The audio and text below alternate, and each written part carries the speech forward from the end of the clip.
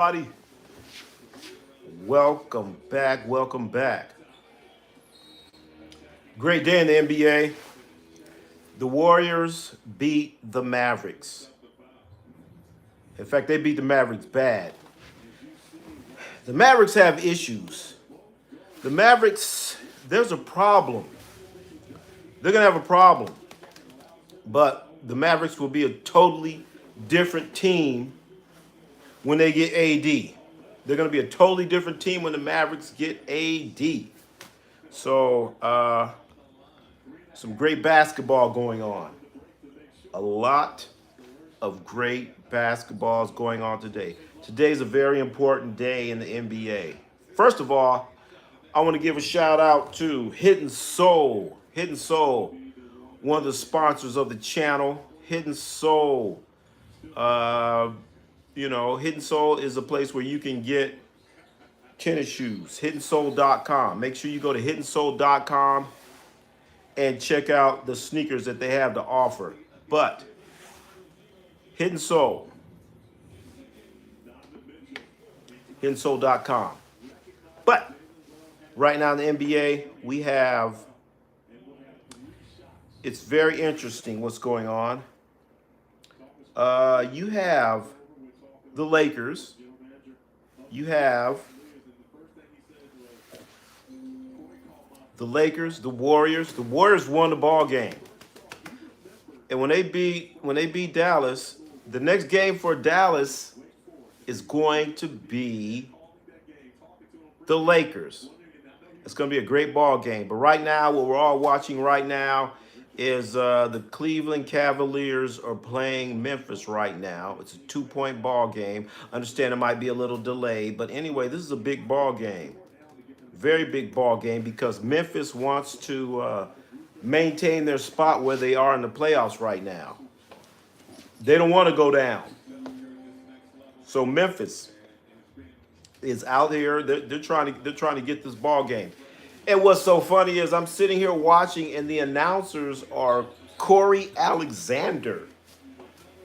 I'm not sure how he got this gig, but Corey Alexander, I just remember him vaguely. He was a player for the Spurs way back whenever. I know in college he went to Denver. So Corey Alexander has a gig like on ESPN. Congratulations, Corey. Congratulations, Corey. Corey Alexander. I just remember him. I know he went to Virginia. I know he's with the Spurs for a little bit, but now he is a big-time announcer on ESPN. And Cleveland and Memphis is a 1-point game. We all need for Memphis to lose. Lakers fans, you want Memphis to lose. Warrior fans, you want Memphis to lose. We all want them to lose. But today, let's talk about the Warriors. Warriors look great. Warriors look great. Jimmy Butler has added another dimension to the Warriors. He's added something that they didn't have before. They have added someone that can work in that mid-range area. It's not all about Steph shooting threes. You have somebody that can go in the mid-range area, go in there, pump fake, get fouls, go to the free throw line, and then make the free throws. A lot of people, they get fouled at the free throw line, and they miss free throws. So Jimmy Butler, and then when that happens, the defense gets to rest. The defense gets to reset. So that's something major that can help ball teams, that can help basketball teams, where you get somebody that can go in there, get fouled, slow the game down just a tad bit, and make those free throws. And that's something else that Luka can do for the Lakers. He's going to get in there, get a couple fouls, and go to the free throw line and make some free throws. So it's very important that you have a guy like that on your ball club that can do that. Once again, shout out to Hidden Soul, one of the sponsors of the channel, one of the friends of the channel, Hidden Soul, HiddenSoul.com. You go out there and get you some Hidden Soul and check them out. They sell sneakers. They have all the latest and the greatest of sneakers. Right now, it's 44-41, 7 minutes left in the second quarter. with Cleveland and Memphis. Very important game. There's a lot of basketball being played. But let's talk about the Warriors. Today, the Warriors, they put Andre Iguodala. Andre Iguodala, they retired his jersey. Number 9 is being retired by the Warriors. No one else can wear that jersey again. That's a great moment. That's a great honor to have your jersey retired. That means a whole lot when you can get your jersey retired. So the question is, Andre Iguodala, is he a Hall of Famer? He has had his jersey retired. Is he a Hall of Famer? He has 4 championships. And something that they're talking about NBA players that have 4 championships and they won the finals MVP. There's not too many people that are in that club. Andre Iguodala is one of them. Andre Iguodala has made all-star games.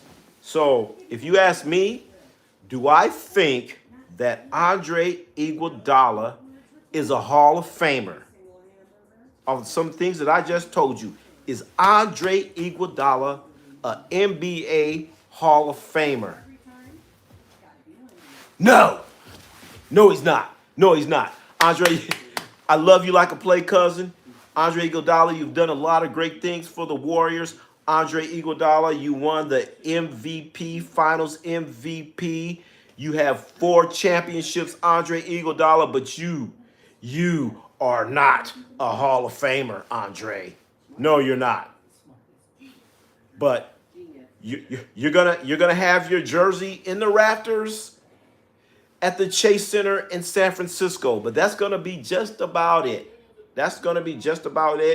You're a great ball player, Andre. We appreciate you. We appreciate your service. We appreciate all the things that you've done. Andre, you are all-star in Philadelphia with the 76ers, but is Andre Iguodala a Hall of Famer?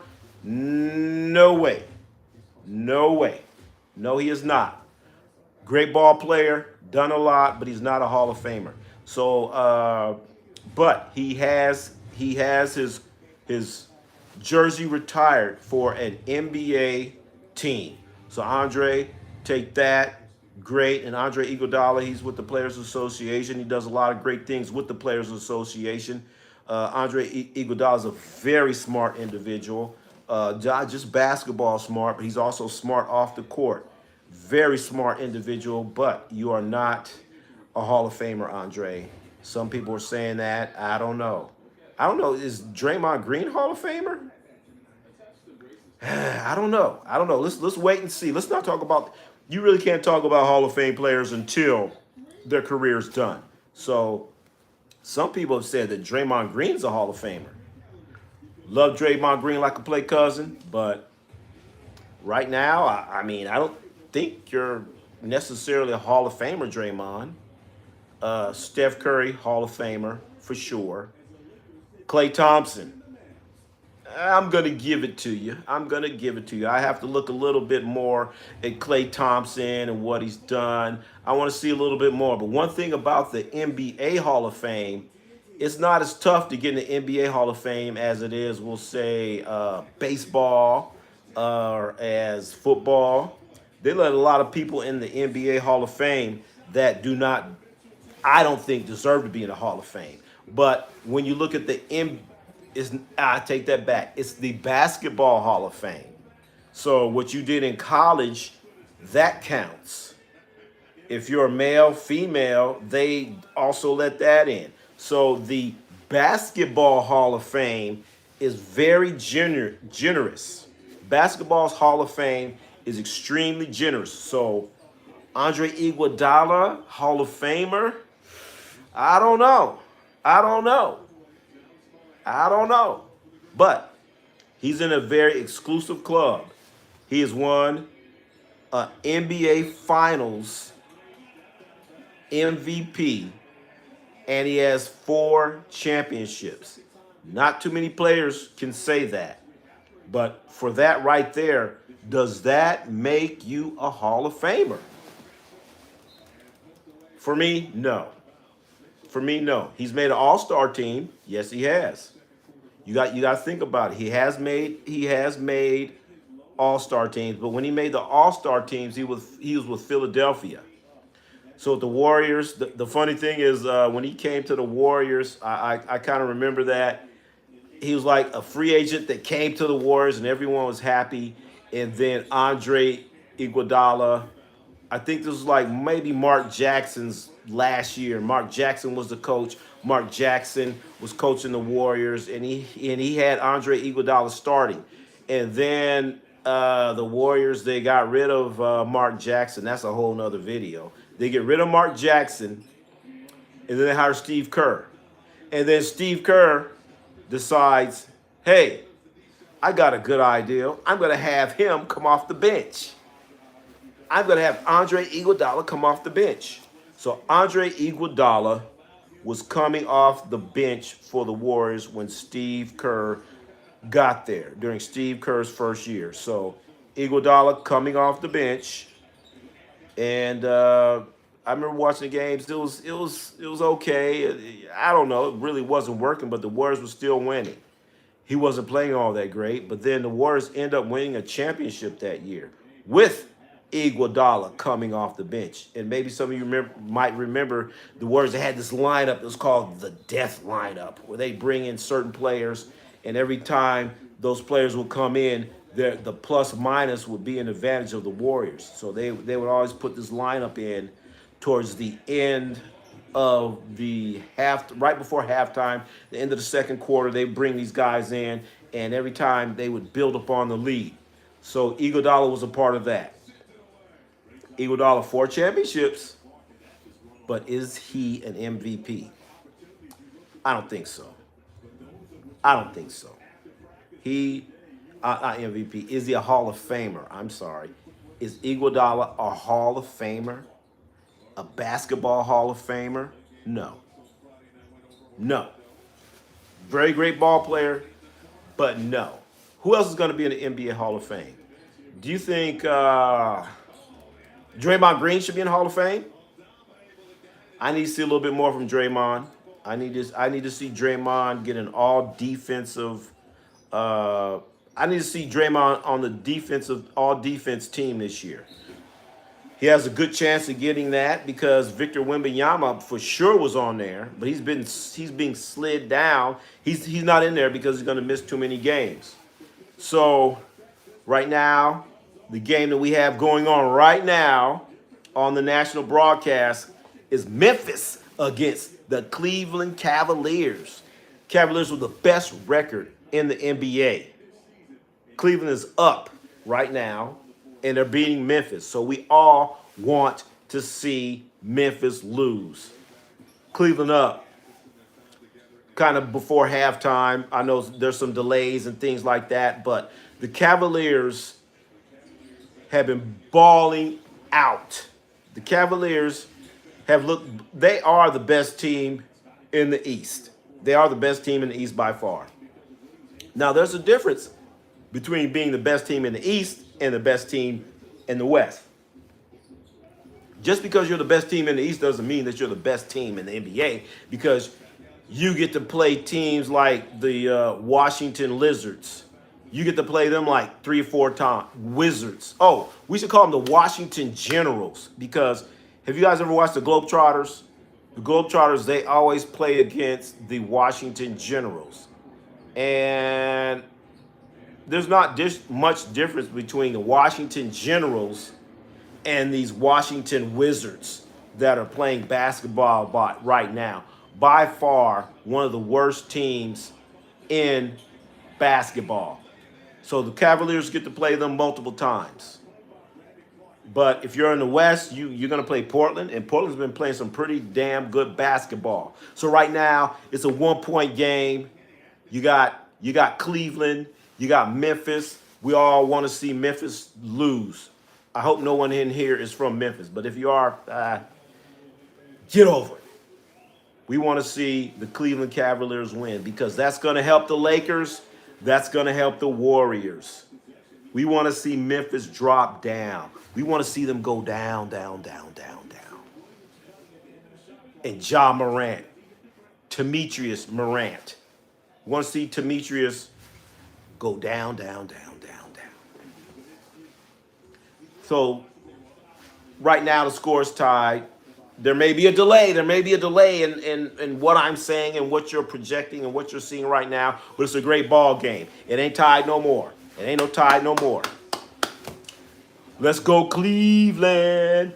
This is one of the rare times I'm going to go for Cleveland. Cleveland, Kenny Atkins. He was a former coach for the Warriors. He was an assistant coach for the Warriors. He also coached in New Jersey. He got fired. They threw him out of there. He ended up going to the Warriors, assistant coach, and ended up winning championships.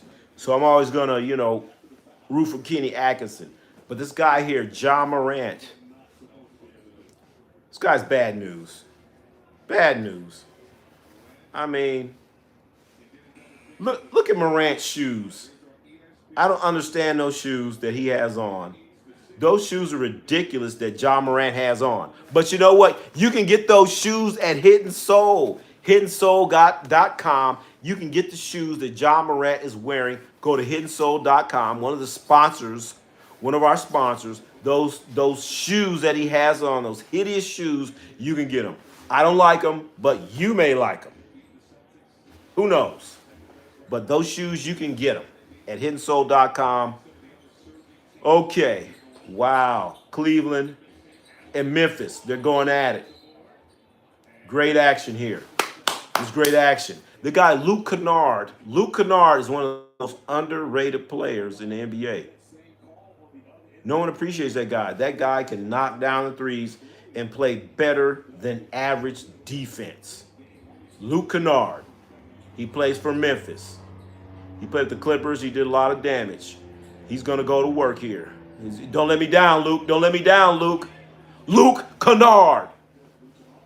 Don't forget that name. Don't forget that name because he can damage. He can do damage to teams. If you leave that guy open, he will knock it down.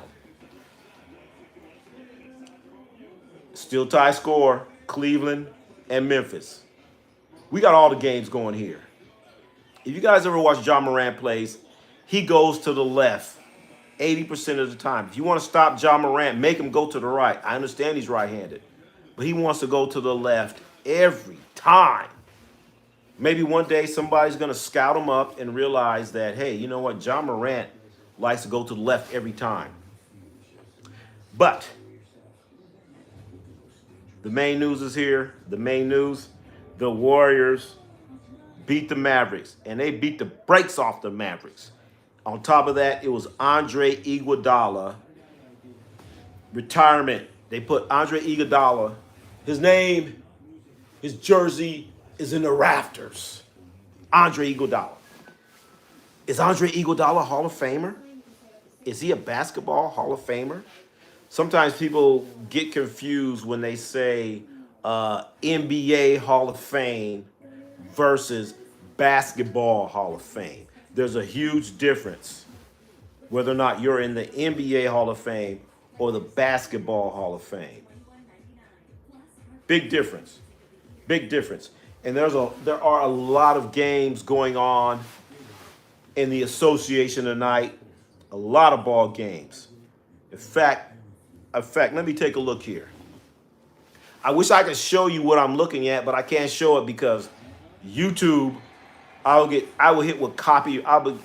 hit with copyright strikes. But right now we got the NBA League Pass. Let's go over a couple scores that I'm looking at right now. I'm seeing Miami and Milwaukee. Miami-Milwaukee is tied. Tie ball game. It's the fourth quarter. You got Detroit and Atlanta. Detroit's winning 126-122, fourth quarter. And I can't believe the Phoenix Suns are losing to Toronto. The Phoenix Suns are losing to Toronto?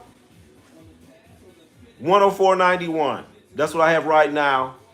And the Washington Generals are losing to Orlando. Washington Generals are losing to Orlando 87-66.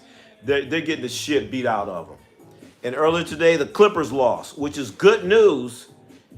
That's good news if you're a Warrior fan, if you're a Laker fan. The Clippers lost to Indiana. And it wasn't even close. It was 129-111. They got their ass beat, Clippers. But let me be careful. We're brought to you by Hidden Soul and one of the members of Hidden Soul. He's a Clipper fan. So, whatever. I'm going to talk about him anyway. The hell with it. Clippers got their ass whooped. I'm going to keep talking about it. It don't matter. Also, we have the New Orleans Pelicans losing to the Spurs. That score is 53-40. What about the Knicks? What about the New York Knicks going down like that? That's. I remember everyone was talking about the New York Knicks. Now, do I like the New York Knicks? They're okay. But you know what I hate? New York Knicks fans. New York Knicks fans. Just so ignorant. Just so ignorant. I don't care. Maybe there are some Knicks fans out there, but I cannot stand New York Knicks fans. You guys talk like you've won all these championships. And one of the worst shows, or one of the shows that I don't like, is I don't like watching this First Take show with Stephen Ass Smith, where he comes on there and he's talking about the Knicks. He talks shit about the New York Knicks. No, I'm sorry. He talks shit about the Dallas Cowboys, right? How they haven't done this, how they haven't done this, done that. But you're a New York Knicks fan. How can Stephen A. Smith talk shit about Dallas Cowboy fans on what they haven't done, but yet and still he's a Knicks fan? I don't understand it. I don't understand it. I don't understand it. Stephen A. Smith. I watched that show. I stopped watching that show years ago, but I halfway watch it. I probably might watch it maybe once or twice a week when something happens. Savage IQ. I'm a Knicks fan and I can't stand some of the fans. Oh, okay. Then we agree on that. We agree on that. I cannot stand Knicks fans. They act like they've done this and done that, and they haven't. They haven't. And that Stephen A. Smith, I can't stand that dude. I don't like that dude at all. Talking all that crap. But honestly, I was cool with the Knicks when they were when they had Oakley, when they had when Riley first got there. And they're playing that nice physical basketball. I was liking that. They had Allen Houston, and then they ended up getting John Starks. And one of the greatest dunks ever is when John Starks dunked on Michael Jordan. A lot of people don't want to talk about that. Talk about the greatest dunks of all time. When John Starks dunked on Michael Jordan, boom, and did a twirl around and kept around. I was like, oh! I was like, okay. I ain't going to say I was a Knicks fan, but I liked what the Knicks were doing. I appreciated that. So, the Knicks lost to Boston. It was in embarrassing fashion. Embarrassing. So they got to do something. The problem with the Knicks, they don't have enough depth. Or maybe they do have the depth on their bench of guys coming in, but their coach don't put them in. He don't not put them in. He like, I'm going to keep riding this horse. Keep riding that horse. So eventually they're gonna have to get some depth. And I want to see when Mitchell Robinson finally comes back for the Knicks, whenever that is. I don't even know when that is. When Mitchell Robinson comes back, is he going to be that much different? When they lost Hartenstein, that hurt the Knicks right there. He was a guy that came in, had a lot of energy, and also DiVincenzo. That hurt also.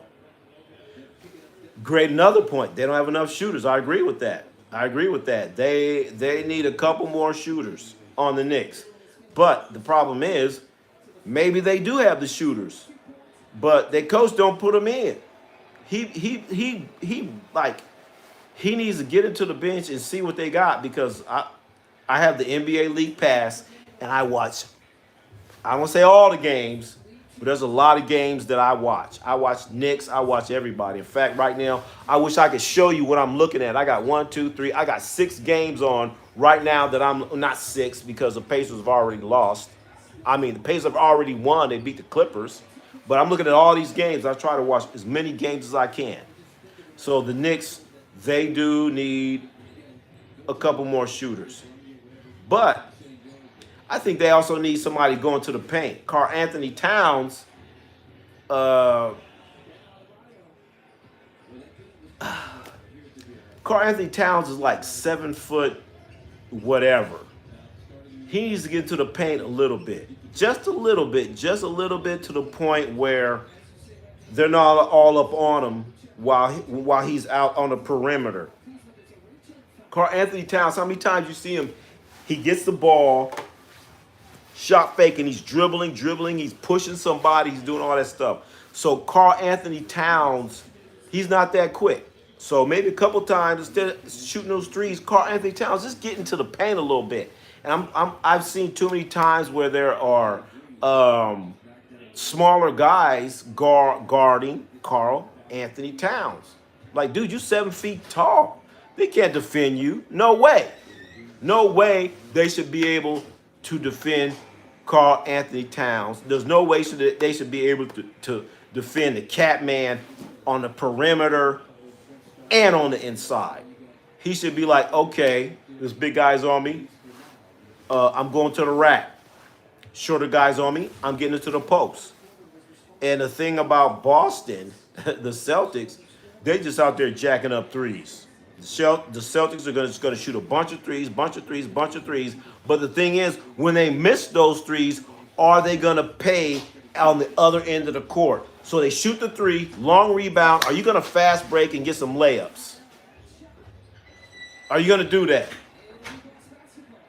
Let me see. Savage. IQ. Let me see. Don't get me wrong. I like Cat, JB. We don't have that dog Tatum. Ooh. You're right. I agree with that. Every team needs a bulldog.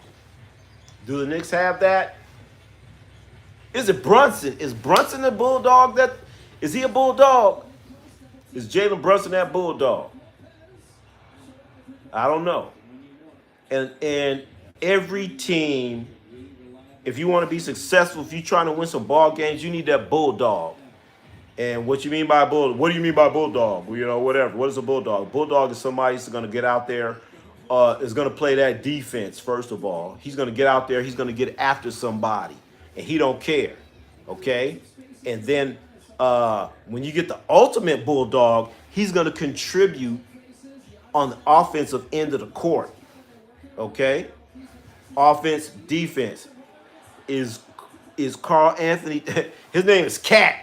His name is Cat. So you know he ain't a bulldog. I mean, if I was Karl Anthony Towns, I'd say, no, my name ain't Cat no more. I'm D-O-G. I'd be mad somebody call me Cat. You a cat. You ain't a bulldog. You need them dogs, man. And the Knicks had them dogs before they had the Knicks in the past, they had too many dogs. And they need somebody to get out there and, you know, get some scoring in. So the Knicks, they do need some shooting. But they need to play a little smarter. And I want to see if Thibodeau, is he going to, maybe they have something on that bench. I don't know. But they do not get into their bench enough. And Thibodeau has a long history of that when he's with the Bulls. When he would not, he just played like 5-6 guys and that was it. Get into that bench a little bit more, Thibodeau. Get into that bench, man. Get into that bench. Ain't nothing wrong with that. You got guys over there. But everyone's waiting to see what Mitchell Robinson. I don't think Mitchell Robinson is going to help them that much. He ain't that much. He ain't going to score. Mitchell Robinson does have a little dog in him, you know, but he's not going to come out and give you he might barely get you double-double. And if he does, it's going to be a low double-double. But any double-double's good. But he ain't going to get you those points. I think when the Knicks got rid of DiVincenzo, that hurt him. But you had to get rid of him to get Cat. So I'm giving the Knicks. Knicks got to get by Boston. But then again, they got to get by Cleveland. So the strange thing here is how the playoffs are going to be, how it's going to happen. Cleveland's going to be number one. Okay? Cleveland Cavaliers are going to be number one. Number 2 is going to be Boston. Number 3, the Knicks. Number 4, whoever. So in the playoffs, 2 is going to play 3. The Knicks are going to have to play Boston. So if you're a Knicks fan, do you want the 3 spot or do you want the 4 spot where you play Cleveland? If you're a Knicks fan, do you think you have a better chance of beating Cleveland or beating Boston after what Boston has just done to you? Think about it. Do you want the 3 or the 2? And I guarantee you, later on during the season, they're going to start talking about that. Do you want the 3? Do you want the 3 spot or the 4 spot? I'm telling you right now what's going to happen. I'm predicting the future a month from now. What they're going to start talking about in New York, including Stephen A. Smith. He's going to start talking about that. Like I said, Knicks, nothing against you. I hate your fans, and I don't like Stephen A. Smith and Spike Lee. Spike's cool, kinda, but whatever. I don't see OG and Mikhail giving us constant scoring. Mikal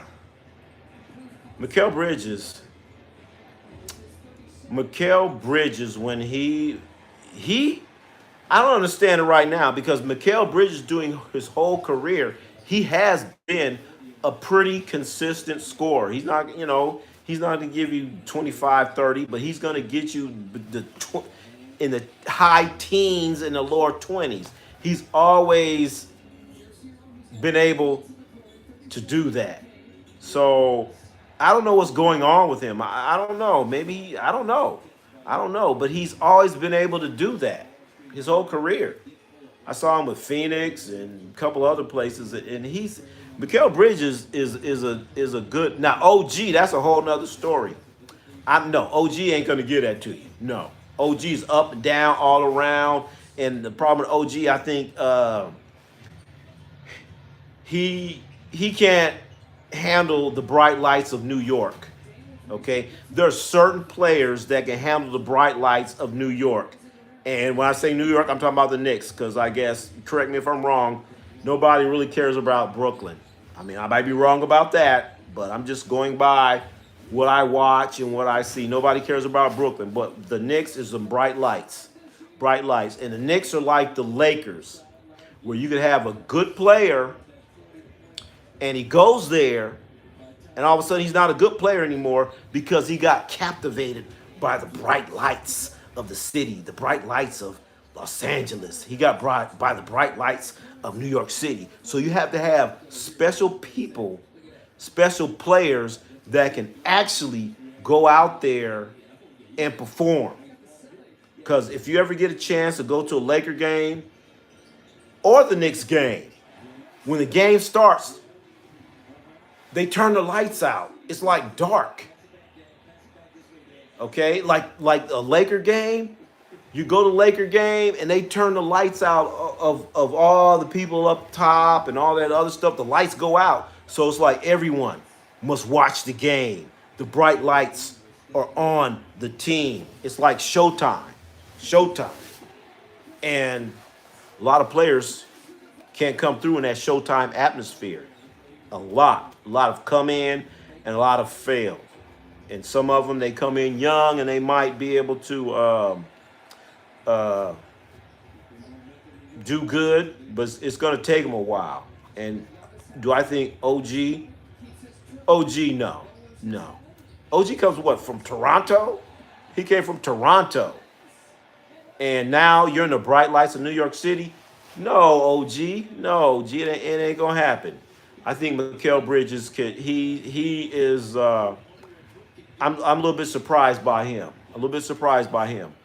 Once again, I got all the games. I wish I could show you what I'm looking at. I got 1, 2, 3, 4, 5 games. And then right now, fourth quarter, Milwaukee 116, Miami 109. Damn, Detroit In Atlanta, the score is 142 to 140. I'm missing that's a damn good game. 142 to 140. You got Phoenix. I don't understand Phoenix. Phoenix right now is losing to Toronto 127 to 109. You got Kevin Durant, Booker. Maybe somebody didn't play. Still doesn't matter. Phoenix, you were supposed to win this game. So looks like the game was in Toronto. You know what? I can tell you what happened. I could tell you what happened with this Phoenix against Toronto game. They spent Saturday night in Toronto. A Saturday night in Toronto. That's why they're getting blown out. A little bit too much. Also, we have Orlando 108 to 85 against the Washington Generals. And I did call them the Washington Generals, a.k.a. the team that the Globetrotters play all the time. They beat the fucking brakes off of them every time. Washington, they're trying to get Cooper flagged. They don't even care anymore. They're trying to get Cooper flagged. We have the Spurs 64 to 53 over the Pelicans. One of the weakest names in all of sports. How you gonna name your team the Pelicans? Pelicans. The Pelicans. Come on, man. Pelicans. Don't name your team. Don't ever name your team Pelicans. That's come on. Pelicans, man. Pelicans. Also, earlier today, we had Indiana beat the Clippers. Big win. Big win. Are you very Sigma? Sigma. Oh, I had a chance to join this Phi Beta Sigma. I think that's what you're talking about, the fraternity. I was supposed to. I went there, but when it all ended, they called me a GDI because a couple things I didn't want to do. So, am I Sigma? No. Maybe I wish I would have done that, but they were, they're trying to get me to do some strange things, and they just said you a GDI, and it was a mutually we parted ways. So no, I'm not a Sigma, and I don't have anything against anyone that is a Sigma or any fraternity. I think that's one of the greatest things in the world, because last week I went to the HBCU Classic, and I'm seeing all of these individuals out there that are part of their fraternities, and I thought it was a great thing, man. And I was like, wow, I wish I could have hung in there with the Sigma. So the answer to the question is no. No, I did not. I didn't make it through. I lasted about a day, and they, we parted mutual ways. But the Bucks are beating the Heat 116 to 109. Pistons 144 to 140 with the Hawks. Great game. It's 15 seconds left. We're gonna lock in on this. We'll lock into this real quick. I wish I could show you, but the NBA and YouTube, they be on my buttocks. It's 15 seconds left. Detroit 144, Atlanta 140. They're shaking hands. Oh, wait a minute. I guess the game is over. Trae Young looks like he's walking off the court. Looks like Trae Young is walking off the court looking upset. I'm seeing Rishi Sher, the number one pick in the NBA. I haven't heard anything about him. I hear more about Bronny than him. Bronny, second round pick. Atlanta Hawks, they got their heads down. So I think it's turn out the lights, the party's over. I think it's over. I think it's over for the Hawks. They ain't looking too good right now. Trey Jackson, it's over. It's over. It's over for them. Great game. 142. Great ball game. Atlanta against Detroit. 144 to 140. I'm gonna have to go check that game out. I'm gonna have to go back and look at the tape on that ball game because that looks like a damn good ball game. So I'm gonna go back and look at that ball game. So let's go back to the Grizzlies and the Cavaliers.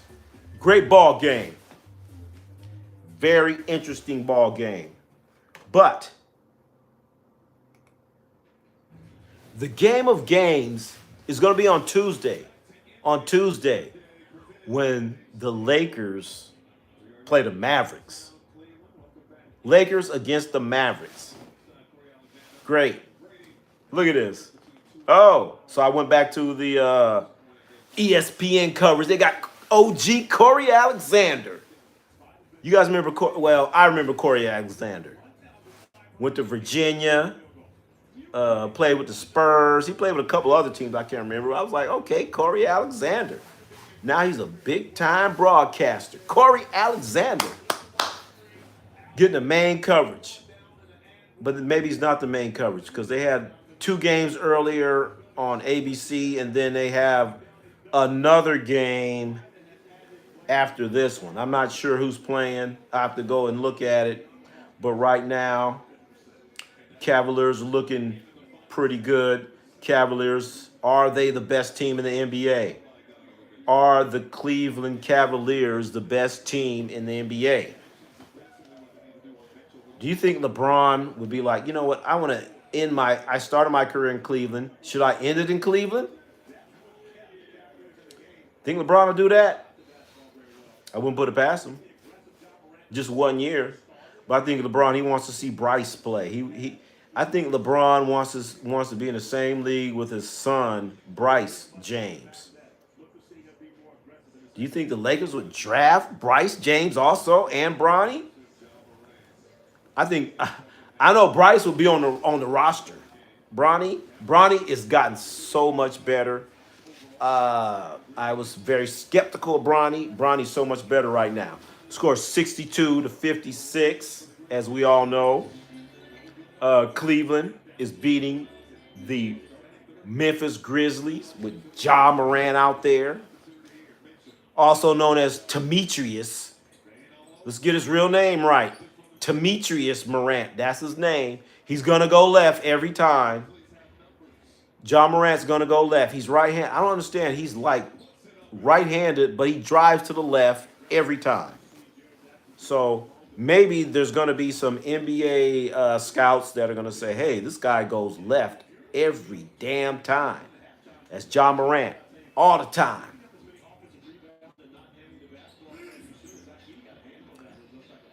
Also, they said that Zach Edey is the tallest player in the NBA. Let me tell you, there's also another tall player that's going to be coming soon. He's at the University of Florida right now. He's redshirting. Olivier Rioux, 7'6". 7'6". Let's go. We're going to see what he's going to have. But he ain't nowhere near the league. He's going to put in some more work. Jaren Jackson Jr., that guy right there. Great ball player, but he gets a little bit 3 happy. Great defensive ball player. Zach Edey, surprise player. So right now the Cavaliers are up. Cavaliers are up right now, but we need the Cavaliers to beat Memphis. If you are a Warriors fan, if you are a Lakers fan, we need the Cavaliers to go down.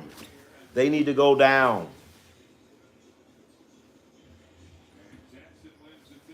Ja Morant. Demetrius Morant. Let's get his name right. He's going to go to the left every time. He's going to the left. He's going to fake right. He's going to end up going to the left. So if he goes to the right, he's not going to score. Most of Ja Morant's scoring comes when he goes to the left, jumping in the air, all kind of stuff. And then there's a guy, Jalen Wells. That young kid, he's from Sacramento, California. I saw him play and didn't even know it. I had somebody tell me, you remember Jalen? I'm like, Jalen Wells? I'm like, no. Like, you saw him play. I can't remember the name of the school, but he ended up going to Sonoma State. Then from there, he transferred to Washington or something like that. But I actually saw him play. Jalen Wells, the guy that is with the Spurs, right? Not the Spurs, with the Grizzlies. All he does is get out there and play good defense. He's going to hit a couple shots. That's what he does. What's up? What's up? You up? You up, Danny Laker Nation? In the house? You up, man? You up? We up. So we got. Right now. I'm looking at a tie score. So I understand. Mine's coming from a satellite going through the internet, so I might be like 30 seconds behind you. So bear with me. We're going to do it anyway. But no matter what, Memphis needs to go down. Memphis needs to lose. Memphis needs to lose this ball game. Can I have Memphis win? Memphis loses, they're going to slide on down. So then the Lakers can go up. Then the Warriors can go up. Everybody gets to go up when them suckers lose. When Demetrius Durant loses. So that's a good game right now. We're going to go somewhere else. We're going to go all through the NBA right now. We're going to go over some scores right now. The game of the day is the Pistons against the Hawks. It's 146 to 142. That is so far is the game of the day. Great game. Great game. You got the Pelicans. Pelicans are losing to the Spurs. Who cares? But what about Boston beating the Knicks so damn bad? That's disappointing. Does anybody know if UCLA won? Did UCLA basketball team win today? I didn't get a chance to look at it, so I really don't know. I don't know. Did UCLA? I know they're playing Ohio State, but I don't know if they won. So with Detroit 146, 143, 1.7. This could be the craziest game. He missed a free throw. He didn't hit the rim. Come on, Trey. All he had to do is hit the rim, get it back, and shoot a three. So the Hawks are going to lose to Detroit. Detroit has looked pretty damn good. Detroit Pistons have been playing basketball this year. So we got to go back to the main game. The main game. Who's the main game? Memphis. Cleveland. Can't have Cleveland win, you guys. Can't have that. Oh, yeah, we tee up the coach. Tee him up. Throw him out of the game. Throw him out of the game. Is that OG Anthony Carter? Anthony Carter coaching. There you go. Tee up the Memphis coach. He needs to be thrown out of the game. They should shoot at least 3 technicals. Give him a triple technical. Throw him out of the game. He's out there yelling and crying and boo-hooing, but you got to be able to take advantage of it. He traveled. Come on.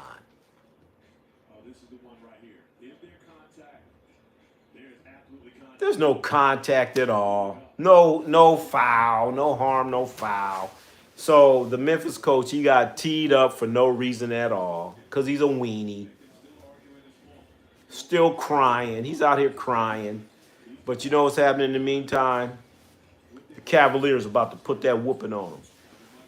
Third quarter. They got to get it done, man. And the thing about this time of the year for the NBA, you got to watch all the games because they matter so much. One game, you can be in the 4 spot and drop to 7 just because you lost a ball game. So you got to win. Got to win ball games. Uh-oh, we got a little extracurricular activity. Oh, let's go. Let's go. Let's go. Look at Tristan Thompson. Get out of there. Let's go. We got some action.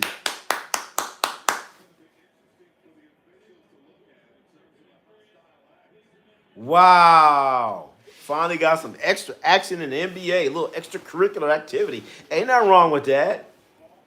Why they bring the police out there? They got the police out here for a basketball game. Come on, man. Why are you going to bring the police out? Great action. That's great action right there. Ain't nothing wrong with a little, bump and grind. Ain't nothing wrong with it. That's right. Let's go Warriors. Hell yeah. Jimmy Butler. Jimmy Butler has changed everything with the Warriors. He's bringing something they didn't have before, which is someone's going to go to the basket and doesn't stand around shooting threes. He doesn't turn the ball over. I know if you ask your typical Warrior fan, they're going to say, who's the greatest ever? Oh, Steph Curry the GOAT. Steph Curry turns the ball over too much. Way too much. So stop it. I'm going to tell the truth. But hell yeah, the Warriors won. We got the Lakers win. We got the Warriors win. So we need them both to move up, but I do not want them playing each other. No. But the Warriors won. And they won big. So now the Mavericks, after getting their ass whooped in Northern California, now they come down to LA and get their asses whooped again. And this is going to be a great game. I cannot wait to see how is Jason Kidd going to defend Luka. What is he going to do? He's going to shoot two people at him? Is he going to make Luka drive? Is he going to sag off of him a little bit? And then when they have the ball, is Luka going to be... Are they going to try to take advantage of Luka in a pick and roll action? Are they going to isolate Luka and put him on an island and see what he could do? Very interesting. Very interesting.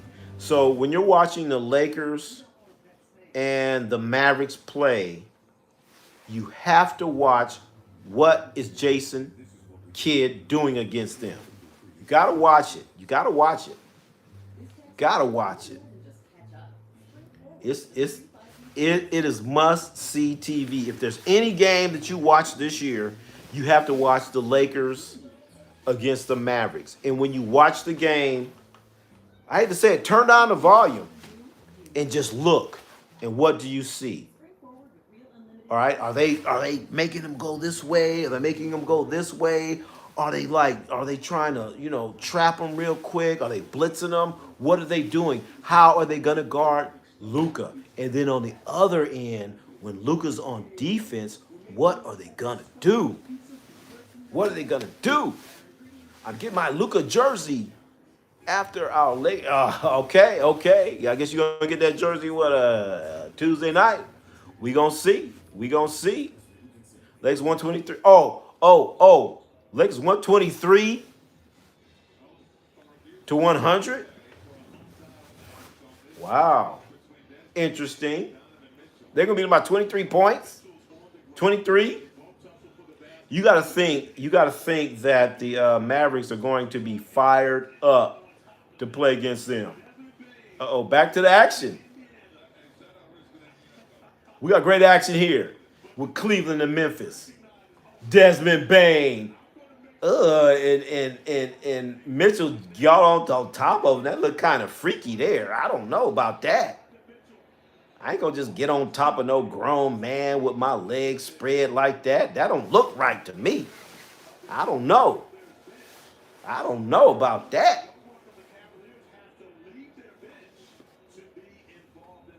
Desmond Bane. Come on, man. That look a little weird to me. Let's see. Yes, because it's going to be the score. We defeated The Nuggets. Oh, so the same score? Okay. But please take into consideration that the Mavericks are going to be fired up too. They're going to be fired up too. And for the Lakers, who the hell's going to guard Kyrie? That's a problem. So you need Kyrie to have an off game. You need that. And one thing I found out, when Klay Thompson is on the court, don't bet. Do not bet. Do not bet. Klay Thompson might mess around and score 30 points in a quarter. All right, let's see what we got going on with Cleveland and Memphis. After all this freakiness going on where Donovan Mitchell's jumping on top of a grown man with his legs open. That don't even look right. Come on, man. Okay. Oh, I guess they did double technical fouls. Throw them all out for freaky behavior. That's what I say. It don't even look right. Come on, man. Come on, man. Don't get on top of no grown man. But great action. You got to love it. These guys are fighting. I mean, come on. Finally seeing some intensity in the NBA. Teams that don't like each other. That's missing right now. These guys are too nice and they love each other and singing Kumbaya after the game. Come on, man. You got to love it. You got to love it, man. Fighting. Going at each other. Beautiful. Oh, my God. Matt Strus. Wow. Remember him? He used to play with the Heat, right? Heat. Doing his thing. Thing about it, you got a guy named Zach Edey. They don't even throw him the ball. They don't even go inside to him anymore. Zach Edey's like 7 foot whatever. And they don't even go inside. They don't even go inside to that guy. I don't know. I don't understand. But then again,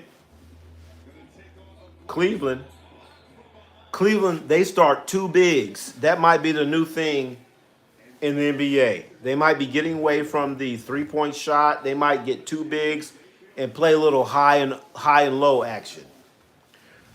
You know what I'm saying? What happened? Let me see. No, Mavs are losers. They're scared of our Lakers because what we talking about. Okay, I see you. But the Mavericks, they're going to be fired up too. And that's why I'm saying this is going to be must-see TV. Must-see TV. Because Jason Kidd, he knows Luka. He knows him. And there's one thing when you are going against a coach that knows your tendencies, when he knows what you like to do and what you do not like to do, then he has a little something on you. And then Jason Kidd has more tape on Luka than anybody else. And the thing is, when I was watching the Mavericks play the Warriors, Jason Kidd had a kind of look on his face like, okay, damn, we're getting ready for this next one. Even their general manager, Nico, he's just sitting there like, we better win the next game. So the Mavericks are putting a lot into this game. And if the Lakers beat the Mavericks bad, they're going to go spiraling down the tubes. Because the Mavericks are putting a lot into this game. Are they putting more into it than the Lakers? I want to probably so. I think Luka wants to win this game. He's trying to prove something. So is Luka going to try to do too much? Because there's been too many times where I see Luka, or not Luka, but just players doing way too much trying to win a ball game, trying to prove a point. I feel bad for Mark Cuban selling the team to Nico, a loser. He didn't sell the team to. He didn't sell He did not sell the team to Nico. Nico was already there. He sold the team to the Elderson family. Adelson family. The Adelson family, they own the Las Vegas Sands casino, which also owns the Venetian and the Convention Center. So Mark Cuban sold the team to the Adelson family. They're the ones that bought the team. They're the owners of the team right now. Nico was already there. So would that trade have happened if Mark Cuban was there? No way in hell. Because Mark Cuban loved Luka. He loved him.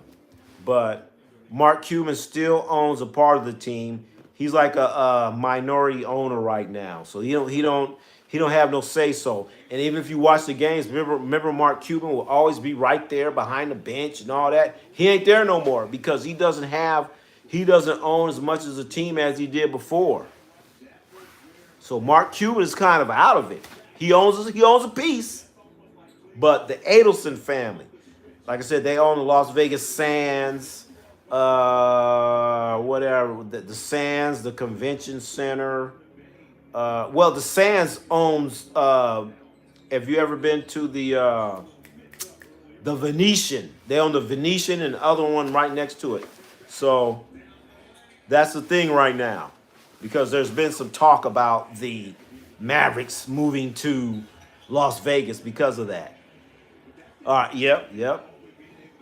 So Cuban, you're not gonna see him on the sidelines behind the bench anymore. But anyway, we got Cleveland right now. They're beating Memphis. Still third quarter, still a lot of ball game, a whole lot of game left to be played. But Mitchell looking good.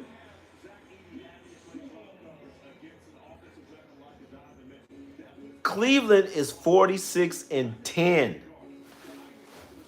46-10. You kidding me? Is Cleveland that great? It does help the fact that you get to play the Washington Wizards like 3, 4, 5 times. But what's so interesting about Cleveland is how they're doing it. How are they winning all these games? Cleveland starts 2 big men. They're going away from the, guys just jacking up, shooting threes. They're going against the grain right now. Cleveland is going against the grain instead of just guys jacking up 3-pointers. And the interesting thing about Cleveland is that their head coach for Cleveland was an assistant with the Warriors. So obviously he saw some things that you could take advantage of when your team shooting a bunch of threes. Very interesting. And it is great how he changed his whole style. He didn't come in and say, hey, we want Jared Allen to shoot a bunch of threes. He looked and what do I have? And I need to take advantage of what I have. So Kenny Atkinson, if he ain't coach of the year, then something's wrong with the NBA.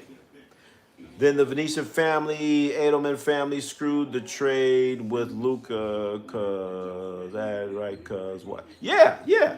Because in order for you to make a trade of the magnitude for Luka for AD, if you're the president of basketball operations, you got to talk to somebody. Hey, this is what we got going. We want to trade Luka for Anthony Davis. And they say, okay. They might say, okay, do whatever you want to do. They might say, okay, yeah, whatever. They have to okay that. So both teams had to agree to that, including the Lakers. And this is one of the times in life when there's information on the Lakers that did not get leaked out. The Lakers are the leak masters. You know what I'm saying? Before they tried to get Mark Williams leaked. So the Lakers always are leaking. So this is one time the Luka and AD where there was no leaks. No leaks this time. So yes, the Edelman family, they're the ones. Sheldon Edelman, he was the main one, and Sheldon Edelman, he passed away, and his wife and the siblings, they own the team. And the Edelman family, they were also the ones that were trying. They're also the ones that are instrumental for the Raiders coming to Nevada. Yes, they're the ones that got the legislation passed where that could happen. Yes, same Edelman family. So they've always wanted to own a team, and they've always wanted teams in Nevada. But we're going to see what happens. It's going to be very interesting. So we have Cleveland winning. Is still the fourth quarter. I'm sorry, third quarter. Still third quarter. And Memphis. We need Memphis to lose. Need them to lose.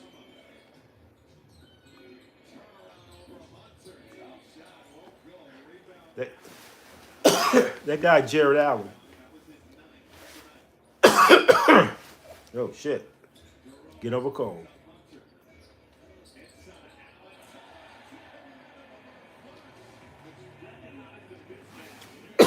Jared Allen playing some ball, you guys. John Morant. I don't know. John Morant. John Demetrius Morant. So who you guys think gonna win this? Cleveland looking pretty good. Jared Allen looking pretty good.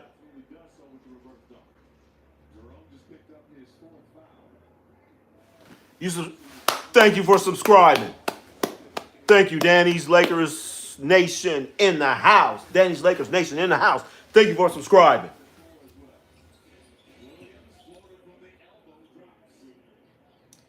Wow, game's getting a little tighter here. Still third quarter. Still third quarter. This is a great ball game, Cleveland and Memphis. But we're still going to go around the association and see what else we got. Just take a look. Just take a little peek. The Pistons ended up winning. The Pistons won 148 to 143. We have the Pelicans and the Spurs. The score there is 83 to 79. It's the fourth quarter. So can you imagine if you're sitting here watching the Pistons and the Hawks, 148 to 143, and now you sitting here watching this trash ass shit, the Pelicans and the Spurs, 84 to 79. Come on, man, that's hard to watch. That's right, Lakers. So all right. So I'm gonna see you Tuesday, Danny Lakers Nation's in the house. I'm gonna see you on Tuesday. We gonna see you on Tuesday. There's nothing more that I love watching than people from Dallas crying. I just love that. So that would be beautiful, watching them Dallas fans crying. So that game Tuesday, that's some big time. That's a big time game. That's a big time game. So I mean, that's gonna be great. If that happens, great. That's gonna be beautiful. And then, but the thing that I'm afraid of is Luka out there trying too damn hard. If Luka's out there trying too hard to prove something, then he's gonna have some turnovers and miss a bunch of shots and leave themselves open. And then maybe we're gonna see what Jason Kidd got, because I know damn well they do not want to lose to the Lakers. But the key to the game is going to be LeBron. LeBron bringing it, they're going to have a problem. They're going to have a problem. Wow. Like Memphis is trying to get a little bit closer here. So this is a big game. I mean, if you're a Laker fan, this is a big game because you can move up another slot on Memphis. You're moving up to another slot. You can move up in the standings. Chance to move up.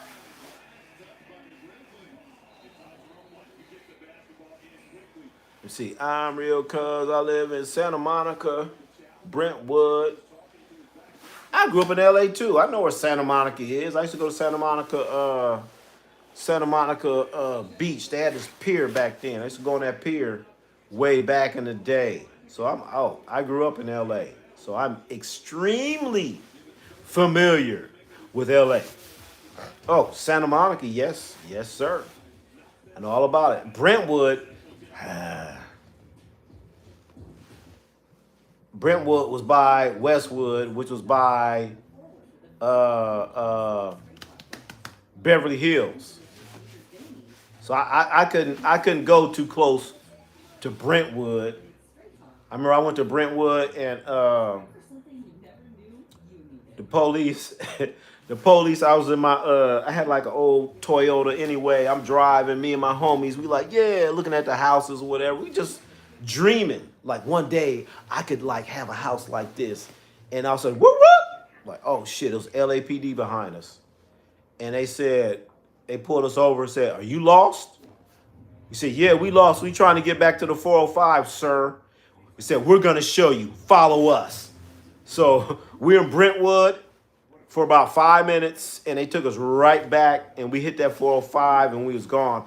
And then that was like the first time I went to Brentwood, and the second time I went to Brentwood was to go see where OJ and the OJ quote-unquote murder scene. So I went there. I'm like, let me look at this. I forgot the address, so went to there, and I was like, wow. I've been to Brentwood 2 times.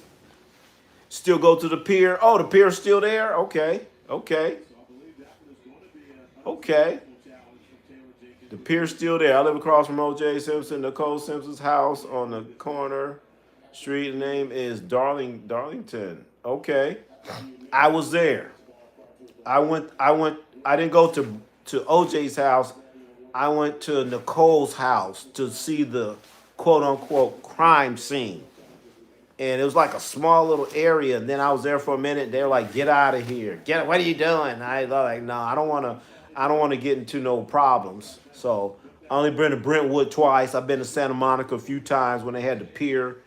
And I remember the pier, they had the Venice pier. Venice was here. And then you go up a little bit more north. And then you would be at Santa Monica. And I remember I like walked that distance. I was like, shit, man, that's a long walk. I got to walk back. But yeah. I've been there. Yeah, Nicole's house. Oh, I'm correct. Okay. I'm not gonna come up here making up stuff. If I know, I'm gonna say I know. But yeah, I definitely. I cannot remember the name of that street where Nicole was at. Cannot remember the name of it. But I remember that time I walked from Venice Beach to Santa Monica. And I was like, this is ridiculous. I'm like, I gotta walk back. So, yeah. So, right now, it's still the third quarter. Cleveland is up. We need Cleveland to win this ball game. Never been much of a Cavalier fan. But if you're a Laker fan, you got to be one today. If you're a Warrior fan, you got to be one today.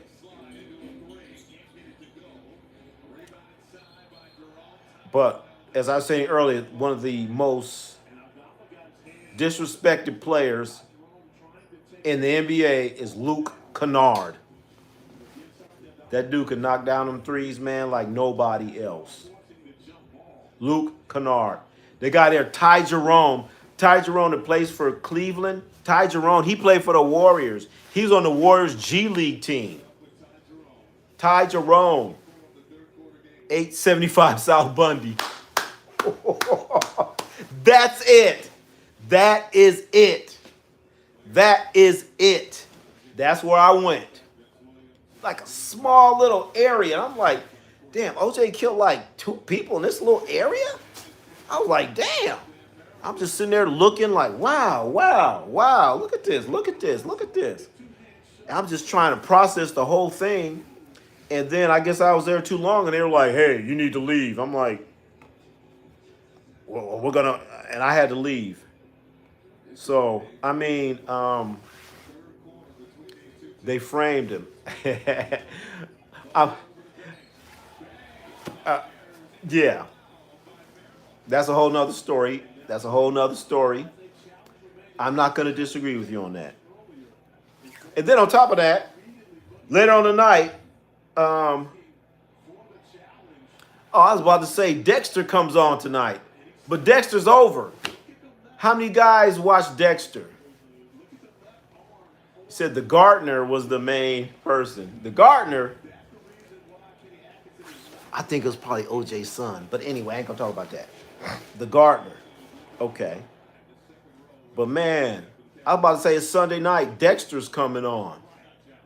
But Dexter ain't coming on. So oh well. And how it's cool. Dexter's over. I don't know if you guys ever heard a show called Dexter that comes on Showtime. It's a great show.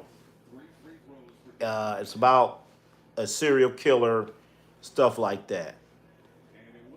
OJ son, how is he involved? What I'm thinking, OJ son kind of like Nicole a little bit. OJ son, he worked at a restaurant and they didn't stay there or something like that. But OJ's son got upset. If you go back and look, OJ's son looked like he's more upset about the whole situation than OJ. And I think he tried to cover up for him. Wow. Got me talking about the OJ thing? Wow. Wow. Well, I could talk about it. That's a whole nother video. That's a whole nother video. So, did OJ know something? Possibly.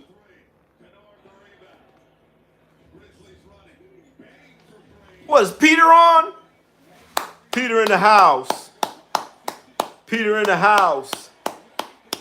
Peter in the house. About time we talk, Peter. So right now we got Cleveland up 92, 86, depending on how slow my drag is on my internet. So he covered up for his dad. Whoa. Yes. That's what I think happened. That's what I think happened. Ain't no way in hell OJ gonna come in, slice some throats, blood all over the place, get into a white Bronco, walk all through the scene, and get into a bright Bronco and then go to the airport. That's a little hard for me to believe. But then they found a couple droplets of blood on the Bronco, but the droplets of blood that they found had a blood preservative in them. I'm just saying, how you get blood preservative in your samples of blood? So that's just me talking. I'm not gonna talk about that anymore. Hopefully, maybe. We'll come towards the end of the third quarter here with Cleveland and Memphis and Ja Morant. Invitation to become a connection. Well, I don't know what that is. Hey, keep hanging around. Keep hanging around. You can even Google some of this stuff up. They found blood. The blood that they found on OJ's Bronco, the drops, it had something called EDTA, a blood preservative in it. And the only way you get that blood preservative in it is if you take blood and you put it into a vial. And then you pour it out and you spray it somewhere else. And then on top of that, they just found they took blood from OJ and they held on to it for like 24 to 48 hours. How you gonna take somebody's blood and hold it for 24 hours? Don't understand it.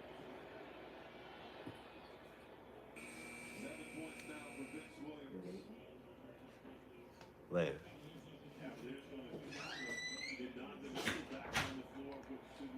So, if you're a Laker fan, if you're a Warrior fan, you need for Cleveland to lose. What's up, everyone? Daniel in the house. Daniel Berry Sports Highlights, man. I'm gonna have to check you out, man. I'm gonna check you out.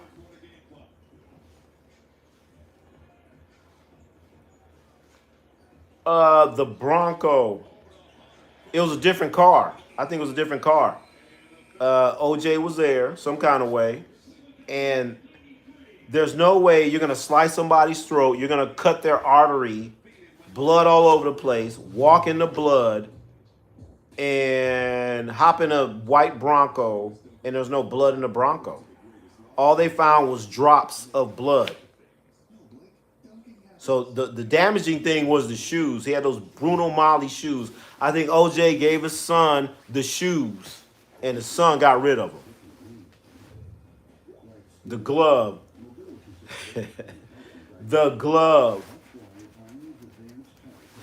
It didn't fit him. And the thing is, if you murder somebody, what, you're just gonna throw a glove over the fence? They found the glove in the fence.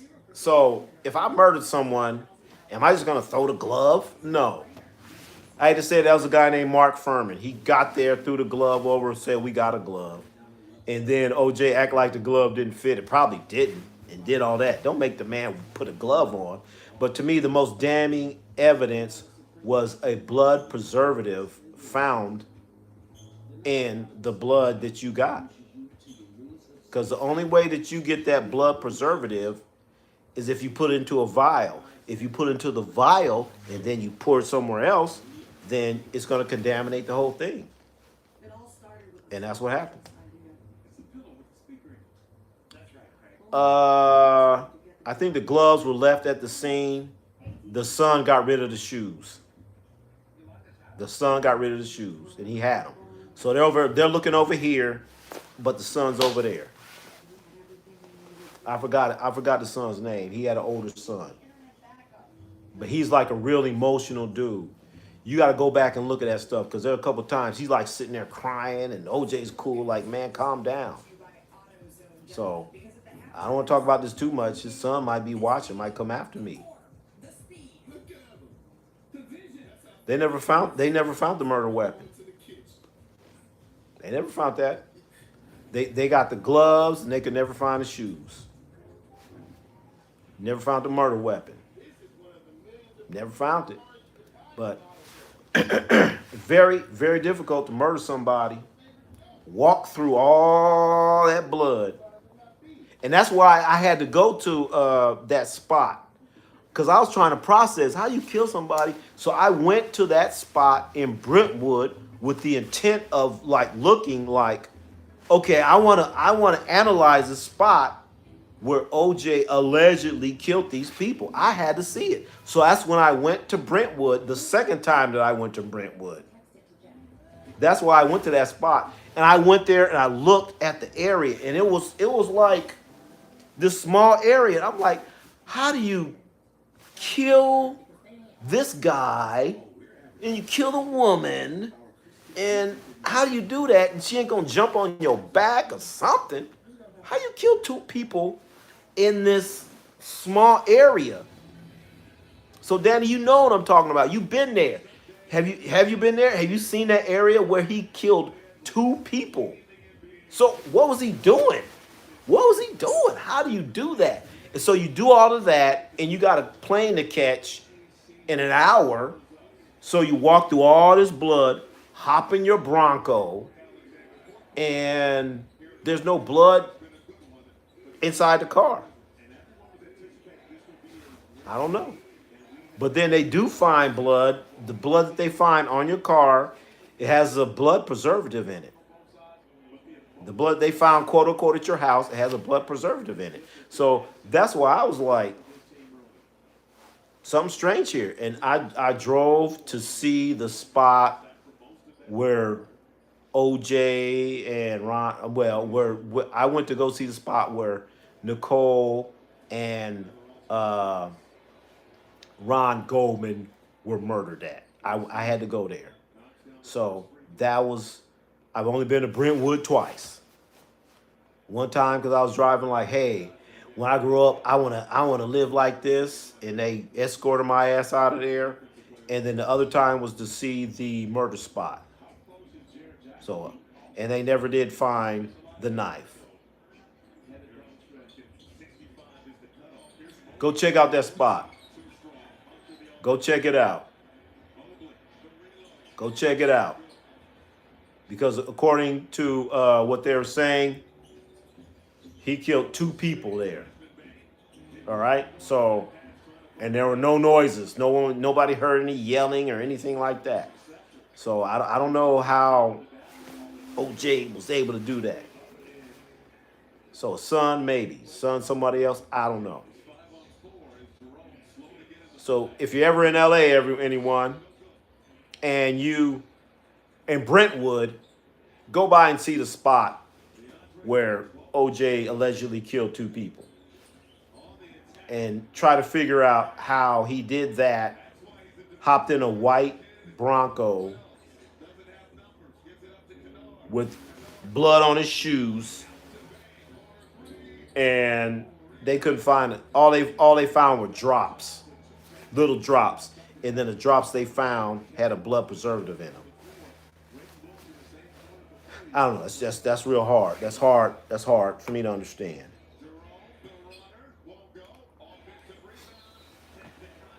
Oh, the games are getting a little close here with Cleveland and Memphis.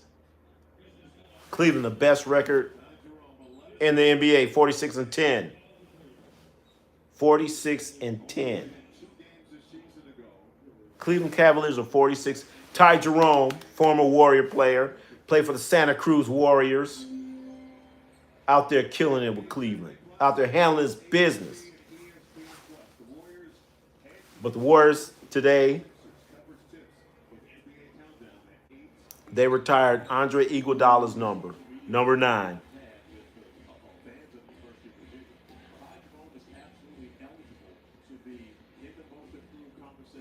Ty Jerome.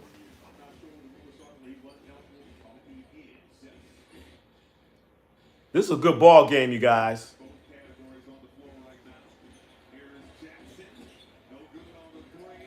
It's a great ball game. I like Cleveland to win this game. Ty Jerome. Think you better call Jerome. Let's see, Danny. Tomorrow morning I have a class at Santa Monica College course I'm taking called Merchandise Principle. I am doing a PowerPoint presentation on our Lakers Cubs research assignment. Oh, you gonna do a PowerPoint presentation on the Lakers? PowerPoint presentation on the Lakers? Okay. You better go back. So is this presentation going to be about the Lakers right now? Is it going to be about the Lakers right now? Or are you going to go back to the Lakers, the history that I know? Are you going to go back to the Lakers back when they had, when they won 33 games in a row? When they won 33 games in a row, when they had Jerry West, Gail Goodrich at the guards, Happy Hairston at the small forward with Wilt Chamberlain. Am I missing someone? Jimmy McMillan at the other forward. Go back in time when they won 33 games in a row, when they won that championship. Go back far. Then go back to when they had a couple of after that, they had Elmore Smith playing center and a couple other people. Then they got this guy named Kareem Abdul-Jabbar. He came in there. He, helped the team out a little bit, but they didn't quite win. And then they won about, pretty good 3 or 4 years. I remember they lost to Portland, I want to say in 77. And then after that, they got this guy named Irvin Magic Johnson that came in there. About the jerseys and the merchandise in the store, how the fans and get it and buying it online. Oh, okay. All right. I start talking too much. Okay. All right. Okay. All right. I get it. Yeah. So, what about the guys that sell merchandise on the street? Do they count? Because I got a nice like Kobe Kobe shirt that I got from the guy on the street in front of the Staples Center. And then I remember back in, I used to buy some nice stuff at Venice Beach too. Back in the day when the Lakers would win a championship, they would sell stuff at Venice Beach. I used to buy a lot of that stuff too, so that was cool too. Yeah. But great day in the NBA. But I cannot wait for that Mavericks game. Mavericks, Lakers, must see TV.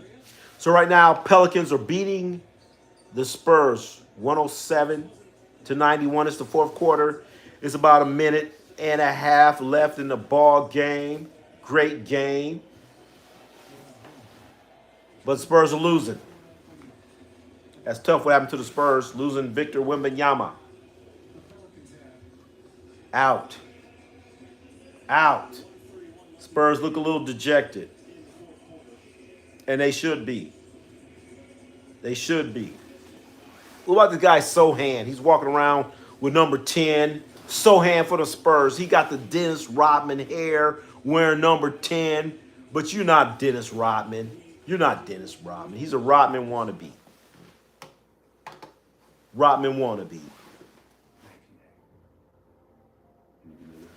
But this Tuesday is going to be great.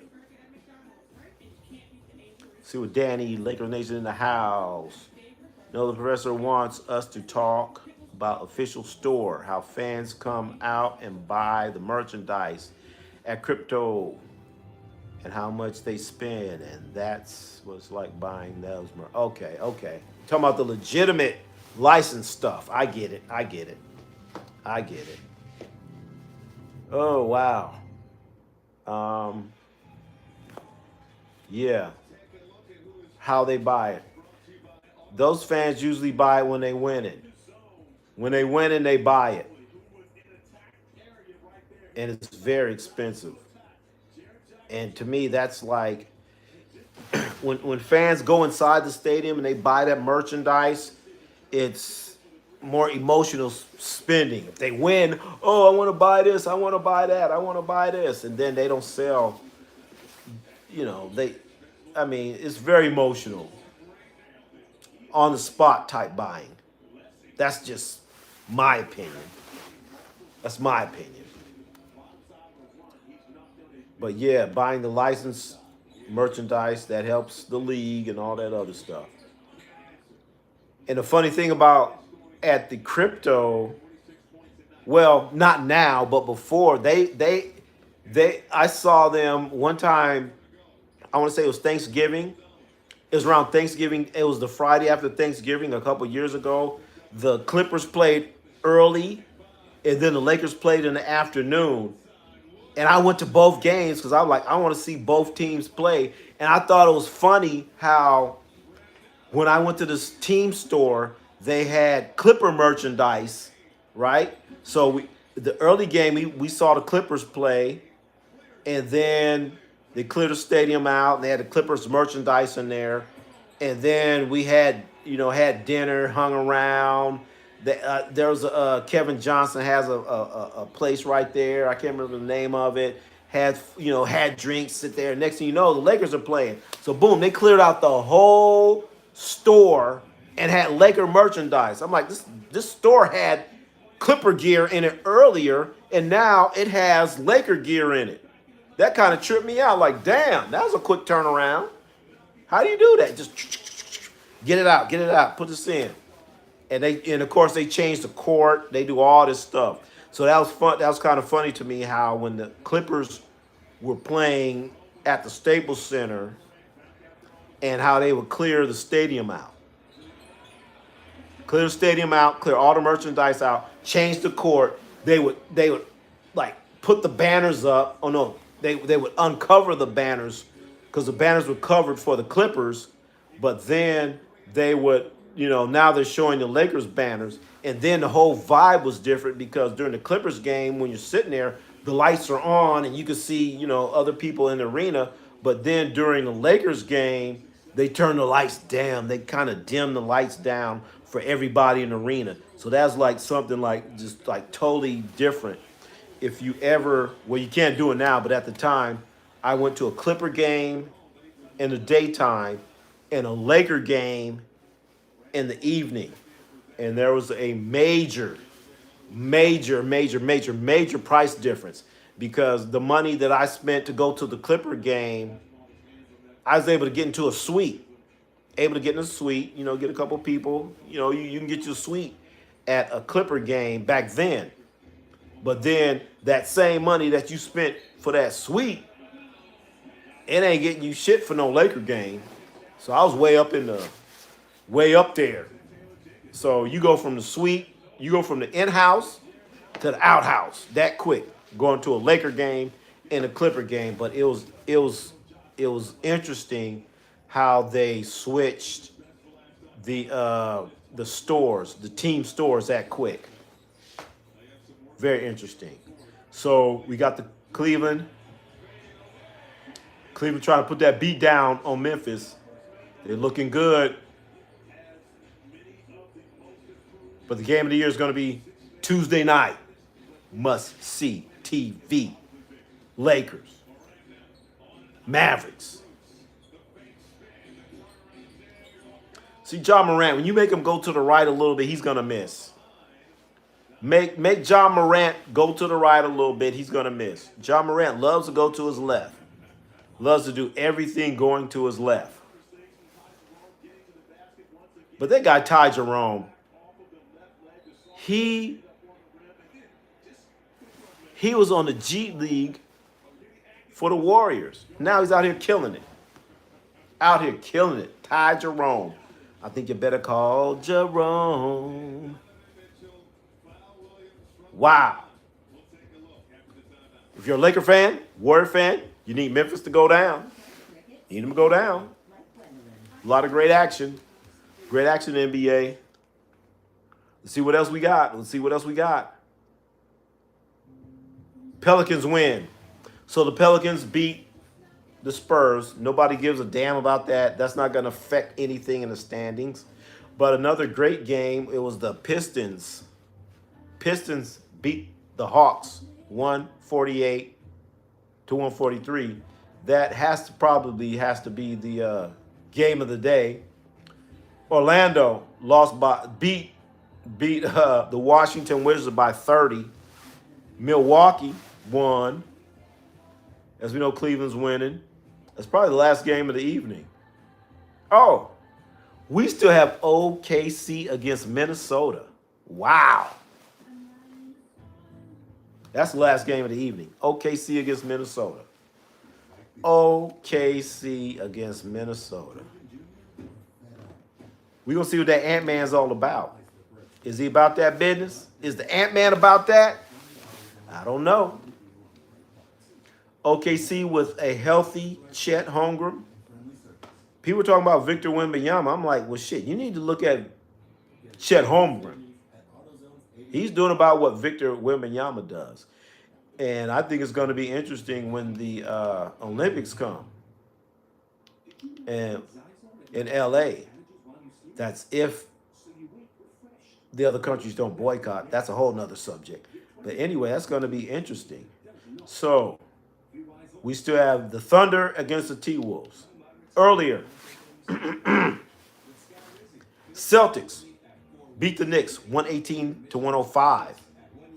Of course, we have the Warriors 126-102 over the Mavericks. So the Mavericks going to go into L.A. with their feelings hurt, a little bit dejected, not feeling too good when they go in and they play the Lakers. You have the Clippers lost to the Pacers 129 to 111. So the Clippers lose. Drop down. The Bucks beat the Heat 120 to 113. Bucks definitely need that win. Doc Rivers needs something to revitalize the team. And also the other game that we just talked about was the Pistons and the Hawks, probably the game of the day. Pistons won 148 to 143. damn good game. Raptors beat the Suns? How the hell the Raptors beat the Suns? It was too much Saturday night in Toronto. That was the problem. Raptors over the Suns 127 to 109. I think KD was out there enjoying that Toronto atmosphere way too much in a game that nobody gives a shit about. An absolutely meaningless game. The Magic beat the Wizards, or shall I say the Washington Generals, 110 to 109. That's the action for today. I want to know, did UCLA win the game? Did UCLA win the game? UCLA, I'm trying to look them up to see if UCLA Bruins won today. What conference are they in? I'm so confused on the conferences nowadays. Are they in the Big 12, the Big 15, the Big, I don't know what it is. Okay. UCLA beat Ohio State 69 to 61. USC lost to Rutgers. All right, what we got? Ant-Man only wants half the smoke. Still too young-minded. Yep, you're right. Ant-Man. Ant-Man said he don't want to be the face of the league. I don't mind. He don't deserve that anyway. You're right. Ant-Man don't want that smoke. Ant-Man, he too young. He too young. He do a lot of stupid stuff. And then Ant-Man got the nerve. He didn't want to play in an all-star game. Come on, Ant-Man. But then again, I don't want to see him play in an all-star game anyway because how he stunk it up last year. Remember Ant-Man last year in the all-star game? Man, Vince Carter is an embarrassing guy at the all-star game in the Bay, San Francisco, California, being boring because how he got into the pro. Hey. Talk about Vince Carter. I was there. I was at the Oakland Coliseum when Vince Carter won that slam dunk contest. I snuck in. Well, I ain't gonna say I snuck in. I knew somebody that could get me into the game, into the Saturday night, and when somebody gets you in and you ain't got nowhere to sit, you're like, where the hell do I go? So what I did, I went into the upper part. I went all the way to the top. You got the aisleway, and you're standing in the aisleway at the top floor. But I was there when I saw Vince Carter do that dunk when he won a slam dunk contest. And but let me rewind. The funny thing about that is I used to drive limousines, and I was at the St. Francis Hotel in San Francisco where all the players were playing. And Vince Carter, I saw, this was like before the dunk contest. So I walk up and I see Vince Carter say, "What's up, man?" He go, "Hey, what's up?" I said, "Yeah, you in that dunk contest?" I said, "You in that dunk contest, right?" He just goes, "It's all right, man. I'm going to be checking you out, man. I'm going to be checking you out." He goes, "Yes, sir." I'm like, damn, motherfucker Vince Carter called me sir? Okay, whatever. So then, like, the next night, I'm saying, okay, I'm way at the top row of the Oakland Arena. You can't get any higher than I was. Like the scoreboards here, I damn had to, like, look down so I could see the thing. But Vince Carter, when he did that first dunk, bounced, spun around, and he slammed the ball. The ball hit the ground and bounced way up, and everybody's like, "Oh!" So then they reshowed the dunk on the jumbotron thing, and when we saw that, we were like, "Oh my God!" Everybody just went bananas. So I think he got more ovation on, off the jumbotron than he did during the original dunk. And then after that, it was like every time he dunked, everybody went crazy. Then like, we got to see this again. What the hell did we just see? We think about Vince Carter at the All-Star game in Bay, San Francisco, California, because I'm talking boring. Yeah, I mean, my mind's a little clouded because I saw Vince Carter, what he did at the NBA All-Star game in Oakland when he was a slam dunk contest. So you're right. Maybe his presentation was a little boring.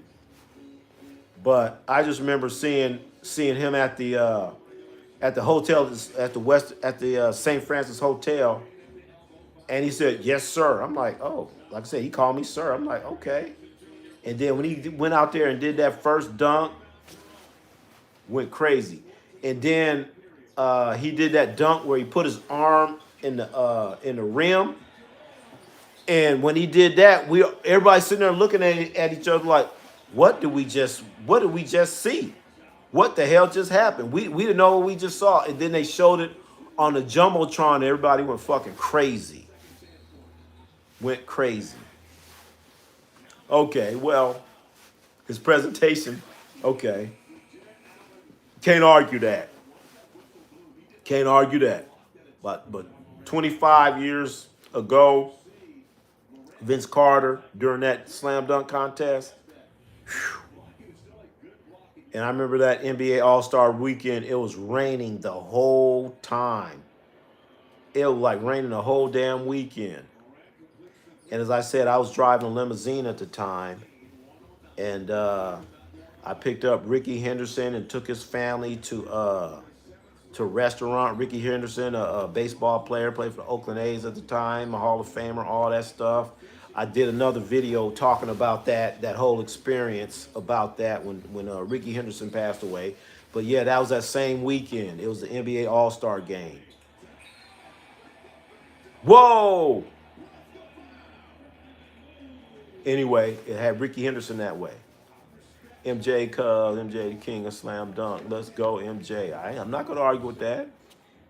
The thing is now, when they do the slam dunk contest now, you're allowed to use another person. You're allowed to bring a car out there and all this other stuff. So when Vince Carter did the slam dunk contest, when Michael Jordan did the slam dunk contest, you weren't allowed to do that. Matt McClung, has he saved the dunk contest? He saved the last 2 years. I think Castle did real good this past year. I saw this footage of Castle when he's in the slam dunk contest, when he's in high school, and he stunk up the joint. And I thought that Bucelis was going to do good in the slam dunk contest, but when they start saying the names, and he's looking a little bit too scared. So Montez Bucelis from the Spurs, I thought he was, not the Spurs, from the Bulls, I thought he was going to do good. But the classic slam dunk contest was Michael Jordan and Dominique Wilkins. That was great. So the question is Ja Morant going to get in a slam dunk contest? He said he was. Demetrius Morant said he was going to get into the slam dunk contest. But I ain't seen nothing yet. He ain't going to do it. You know why? Because he can't even stay healthy. How you going to get into the slam dunk contest when you can't even, play? When you hurt 80% of the time. There's somebody who's saying, Zion, get out of here. Zion ain't going to do no... Zion can't even get on the court. Zion needs to stop eating hamburgers and drinking Coke. Luke Kennard. Anyway, Zion needs to stop smoking. Stop smoking. Yeah, that too. He needs to stop drinking all that Sprite. How the hell Zion get a Sprite commercial and ain't played? Slam dunk contest ridiculous because bringing a car in the middle of the might scare the players hurting themselves. Yeah, true. Cars over the contest. Yeah, but jumping over that car, that helps. That's one of the sponsors, Was it Kia? That's a sponsor of the NBA. He ain't gonna come out there and jump over a Ford. So I don't know if you watch the dunk where he jumped over the car. It is damn near the same dunk that he did last year. The only difference is there's a car there. So check it out. Check it out. That dunk, if you look at the dunk that he did this year and the dunk that he did last year, he has somebody holding the ball and he jumps and he grabs the ball, whatever. But also, when you look at that dunk, is he really grabbing the ball, or is he kind of boosting himself up a little bit? Because the guys are holding the ball here, and they go like this. Okay, they're not holding the ball just going like that. They're like, so I don't know. I'm gonna keep looking at that. But yeah, you come out there, marketing, more marketing. You need to put that in your presentation on how Matt McClung jumped over Kia and how he didn't jump over a Volkswagen. Volkswagen would have been a lot easier. He jumped over the sponsored vehicle. He probably came out there and said, I'm going to jump over a car. They said, there's only one car you're going to jump over, buddy. You're only going to jump over the car, the vehicle that the NBA, the official NBA car. I'm not sure about Ja Morant's shoes. But speaking of marketing, Hidden Soul, you guys, Hidden Soul, one of our proud sponsors of the channel. If you need any sneakers out there, go to hiddensoul.com. And they are in the Fox Hills Mall. Go check them out in LA, Fox Hills Mall. Donovan Mitchell.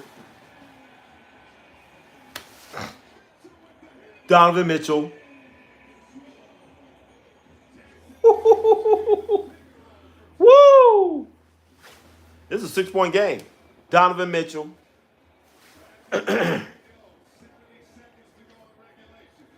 Great ball game here. Great ball game here. Well, we still got the Ant-Man out there. Seeing what he's going to do. Luke Kennard, one of the most underrated players in the NBA. Oh, yeah.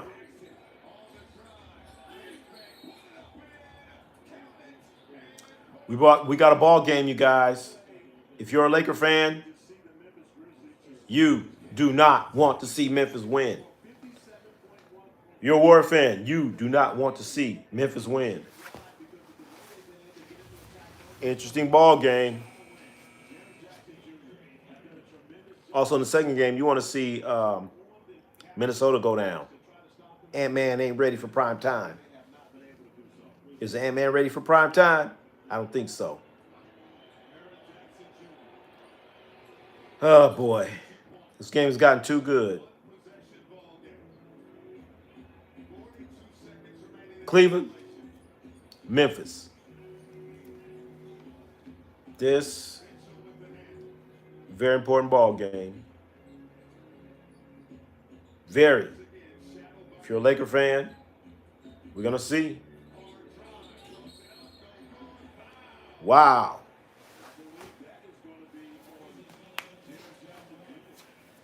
I know there's probably some type of delay in what you're watching, what I'm seeing. I know there's a delay. I know I'm probably 30, 40, maybe a minute behind you, but I'm just seeing what I'm seeing.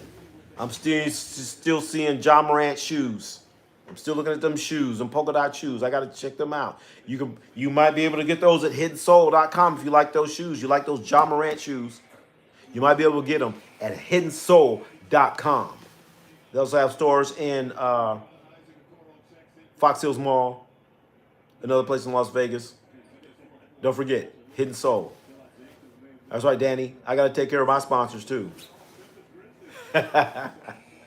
Winston Garland. Oh, gosh. Winston Garland's son ain't playing. What about Tristan Kardashian? I can't believe he's still in the NBA. Tristan Kardashian, formerly known as Tristan Thompson, still in the NBA. This is a big game here. But the thing is, the Warriors won. They look real good. And Tuesday, the game, must-see TV, Lakers, Mavericks. We're going to go live on that one too. We're going to go live. We're going to go live after the game. Hopefully during the game, we're going to go live, man, to watch this game. The Mavericks and the Lakers. Must see TV. So if there's any game that you're going to watch this year, it's going to be the Mavericks and the Lakers. And like I said before, I cannot wait to see how is Jason Kidd going to defend Luka. How is he going to do it? And then on the other end, when Luka's playing defense, what are they going to do? Who's Luka going to defend? And the person that's defending him, are they going to be involved in the pick and roll? It's going to be great action. I mean, I'm sorry, sometimes I get a little detailed when I talk about basketball, things like that, but yeah. But, you know, we're definitely going to check that out. We're going to be going live because a lot of great things are going on. This NBA's gotten very interesting. Also, March Madness, when the college basketball kicks in, we definitely going to have to do some March Madness also. Bringing it to you. Might try to do a bracket thing. So, Shai Gilgeous, they talking about he's gonna be the first player to get $400 million. Shai Gilgeous-Alexander, is he gonna be the first player to get $400 million? Very interesting. So here we are, Memphis, Cleveland. It's going down here. You don't want to call fouls. You don't want to call fouls. Come on. Don't ruin the game, refs. You don't want to call fouls.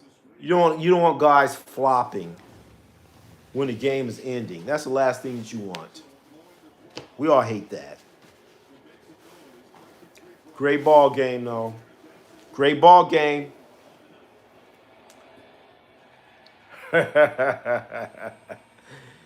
Keep missing them free throws. Jaren Jackson Jr. I remember his daddy. He played for the Warriors. Jaren Jackson. About 6'9", solid ball player.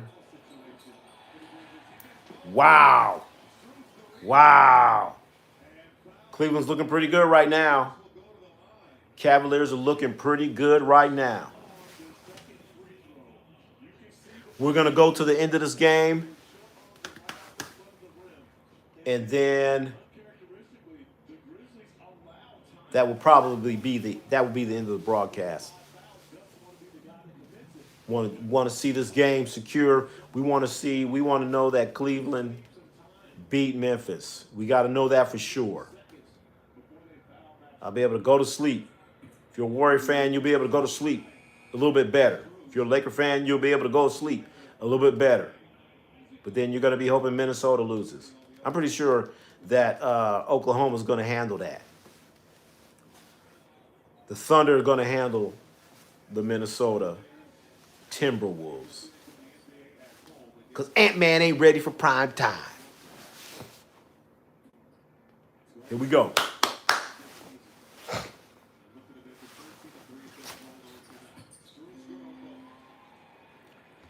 John Moran always go to the left.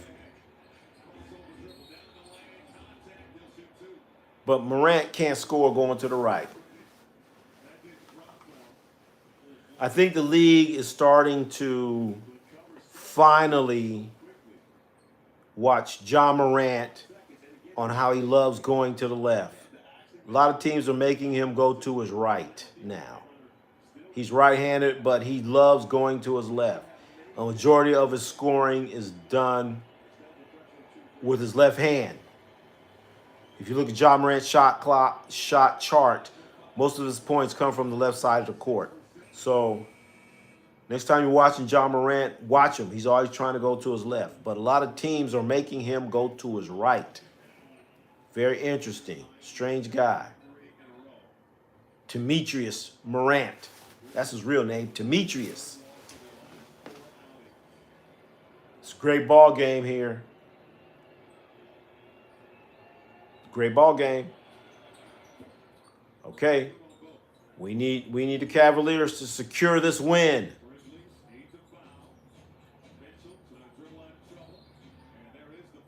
They still fouling. Come on, Demetrius. Demetrius crying out here.